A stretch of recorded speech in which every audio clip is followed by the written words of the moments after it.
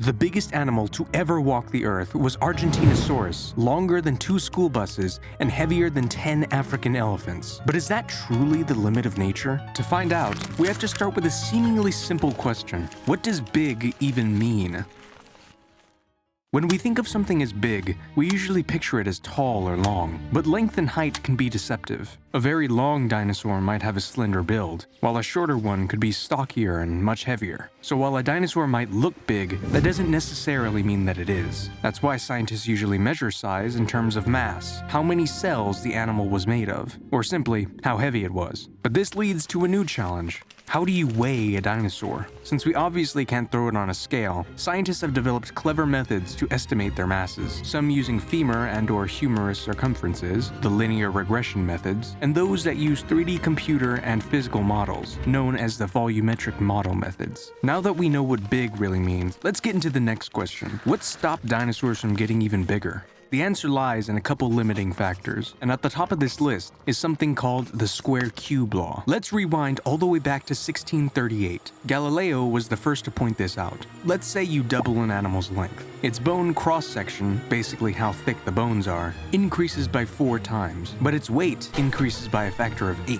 So those bones suddenly have twice the weight to carry, despite being scaled the same. Galileo illustrated this with his sketch of 2 bones. If you just scaled up the small bone, it would snap. So, to keep its functionality, you have to make it way thicker. And this is exactly what we see in giant animals like sauropods. Their bones are usually thick and heavy, but that comes at a cost. Eventually, you'd reach a point where your bones would need to be so thick just to hold up your weight that walking or even moving becomes inefficient or impossible. But it's not just bones that run into this problem with scaling. You've probably heard that ants can lift 50 times their own body weight. And maybe you've even heard someone say that if ants were the same size as humans, they would be able to lift cars. Well, that's not true. Yes, ants can lift many times their own body weight, but that strength doesn't scale up. It wouldn't be super strong. In fact, it'd probably collapse under its own body weight. And this is really important when it comes to giant animals. As an animal gets bigger, their muscles would have to grow way thicker just to stay functional. That means more tissue to maintain, more energy to burn, and way more food to eat just to keep moving. So the bigger you get, the more tied you are to environments rich in resources. But that's where certain adaptations come in, like the long neck of sauropods. These features help reach food sources that other animals can't get, like tall tree leaves. But simply eating has its own consequences. You and I are endotherms. That means we generate our own body heat through metabolism. And when that heat builds up, our bodies have ways of shedding it, like sweating. But unlike me and you, a dinosaur has a much lower surface area for its size. That means less space for the heat to escape from and a way higher risk of overheating. It's the same reason elephants have huge ears. Without them, they quite literally cook themselves from the inside out. But larger animals tend to have slower metabolism, so basically, they produce less heat but retain more of it. And now we come to a question scientists are still puzzled by. How did sauropods pump blood up to those enormous necks? The heart would have to work hard and be gigantic. It's predicted that the left ventricle alone might have weighed as much as a small car. And even then, scientists aren't sure that would have been enough. Some scientists suggest that sauropods would have held their necks horizontally most of the time. But that raises another issue. The animal would end up fainting every time it looked up. Other theories include a siphon system, or even multiple heart-like organs positioned along the neck to boost circulation. But none of these ideas are proven, and each comes with their own flaws. Now, how did dinosaurs get so big in the first place? After all, today's animals don't even come close to the size of dinosaurs. So how did they do it? Scientists have proposed a bunch of theories, and a few of these are just crazy. Some thought that sauropods were aquatic, using water to support their weights, just like a blue whale. Others said that Earth's gravity might have been weaker back then. And actually, let's play a game. Try to guess which one of these I made up. Number 1. The air back then was so dense, it practically acted like water, holding up the dinosaur's weight. 2. The Earth spun so fast that it reduced gravity's effect. And 3. The Earth orbited a massive object that pulled the dinosaurs upward, effectively making them lighter. If you guessed any of them, you're wrong. They are all real theories that people have seriously proposed at some point, but most scientists ultimately rejected them. Instead, the answer likely lies in what dinosaurs actually were. They had an efficient bird-like respiratory system, and many dinosaurs had air sacs built into their skeletons, working alongside their lungs and providing a continuous flow of oxygen, even when breathing out. This meant a more efficient metabolism and less energy wasted, and because of the air sacs, their bones were hollow and light, especially in the neck, allowing it to get to those incredible lengths, and their digestive systems were the best of the best. Long guts meant more time in surface area to break down plant matter and squeeze every bit of energy out, and their metabolism helped their case too. Although it shifted with age, young dinosaurs growing fast and having fast metabolisms, while bigger and older individuals would have slower metabolisms, it meant they needed less food to maintain their size than you'd expect. But the shape of their body also helped. Dinosaurs had an upright stance, legs positioned directly under their body, like columns. This made them way more stable than something with legs splayed out like a lizard. The biggest dinosaurs, like titanosaurs, walked on all fours, sacrificing speed but helping spread their massive weight evenly across their limbs. And their feet were shock absorbers, broad and padded, similar to an elephant, and less mobility in the wrists and ankles also meant more strength and better weight distribution. Titanosaurs even had wider hips, giving them a more stable base and room to house their massive guts. And even the way dinosaurs reproduced allowed them to get so big. Like birds, dinosaurs laid clutches of eggs that were relatively small compared to the parent, which meant they just bypassed the biggest constraint to mammal size, gestation. In mammals, carrying a baby inside your body gets harder and more energy inefficient as you scale in size. Bigger babies need more nutrients, take longer to develop, and make mobility more difficult for the parent, creating a hard limit on just how big a gestating animal can get. Dinosaurs simply skipped over this entirely. Laying lots of eggs let them pump out offspring quickly, spread the risk across more young, and the parent didn't have to worry about lugging around extra weight. All of these adaptations, lighter bones, efficient lungs, long guts, and sturdy legs, let dinosaurs grow to their massive size. But getting big isn't just about how, it's about why. For one, bigger means safer. When you're the size of a school bus, very few predators are going to even try to mess with you. Size also opens up exclusive access to food other animals simply can't reach. And another big advantage is resilience. Larger animals tend to be able to withstand extreme temperatures, droughts, and other environmental challenges a lot easier than smaller animals. In short, being huge made dinosaurs harder to kill. It was a survival strategy that worked pretty well until it didn't. So now that we know all of this, let's get back to the main question. Just how big can a dinosaur get?